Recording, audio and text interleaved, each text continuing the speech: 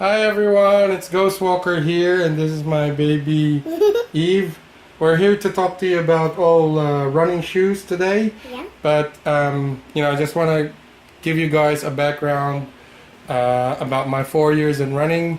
As you can see here, I've got my marathon medals from 2015. So that's my 2015 medal.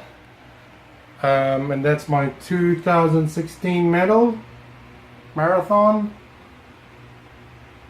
And then that was the 2015. And then this one's the latest one, which is 2017. So for 5 years of running, 4 medals so far. But what I wanted to talk about was all the shoes I've been using in the 4 years I've been running marathons. So there's 9 pairs of running shoes here. They're different brands. So that would average on buying 3 running shoes once a year. So I just wanted to talk to you about not what the best running shoe is, but what I've experienced and a review on each brand and what each brand of running shoes are capable of.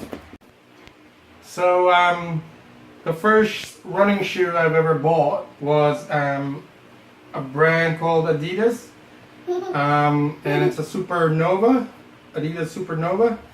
Obviously, as you can see, it's really old now. I only use them for gardening. It was the very first running shoe I ever bought. But what you'll be surprised about the shoe is the cushioning, the external cushioning. Still have good thread. It still has hasn't been worn out just yet, and it's the very first one in 5 years that I ever bought for running. The cushioning is not too bad. It's quite soft and springy, but it was a really old model that I'm just using it for gardening now. The second one I bought was an Essex, and this was recommended to me by the running shoe store, and it really looked cool back in those days. They're still good. The external soles are still good. They're pretty good, and it's like 4 years old now, and yeah. Then during my first and probably towards my second year of running, I decided to do faster speeds. So I thought of training myself to sprinting, and what I have here is a Nike. It's the third shoe I bought. It's a Nike Air. Oh, sorry, Nike Free. Is it free? Yeah, it wasn't for free, but it's a Nike Free. They call it a Nike Free. Now, because it was meant for sprinting, it wasn't really good for long distance, like marathons, full marathons, or even half. So as you can see, the outer soles are now really worn out.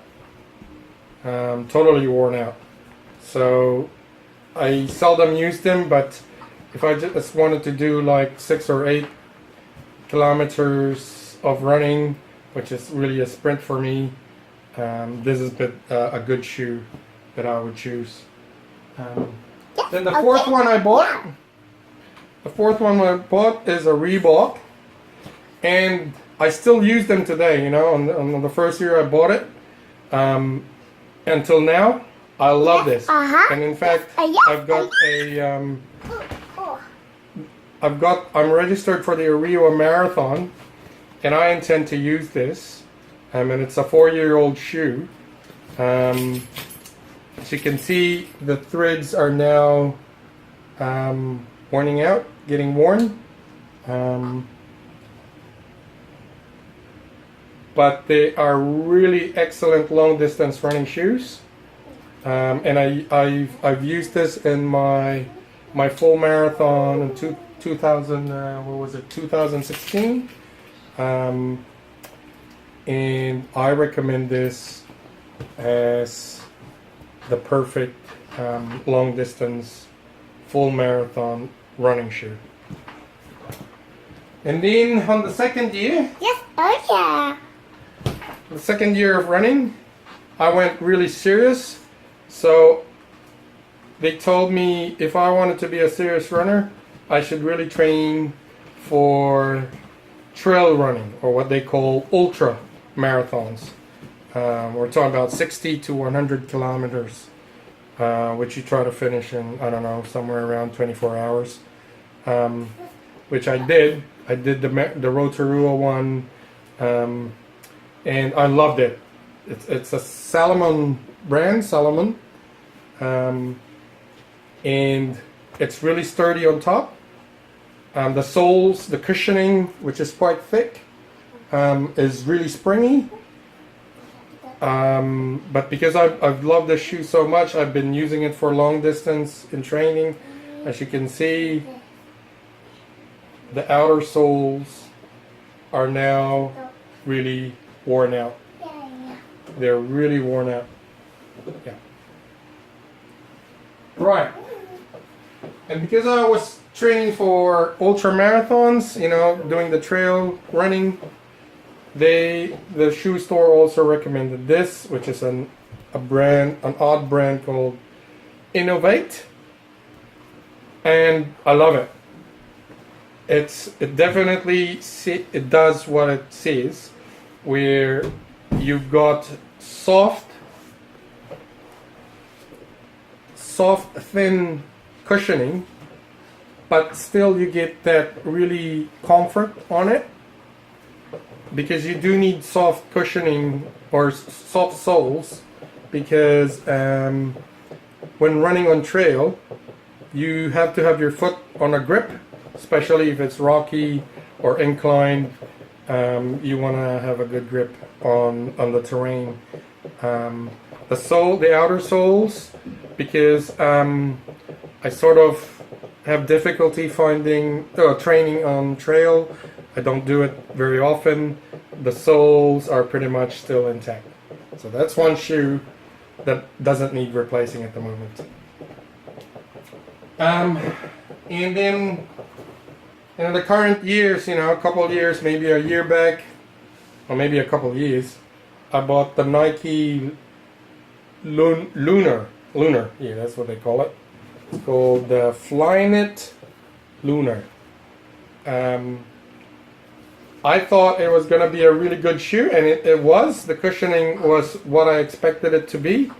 However, when I used it for training on about more, somewhere between a half and a full marathon, they were not very good, and it's probably for some reason the design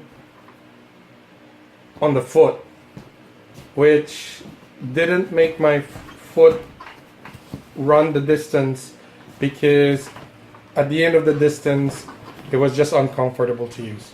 But cushioning, it's quite good, so I don't use it often. As you can see, the the outer soles are still intact.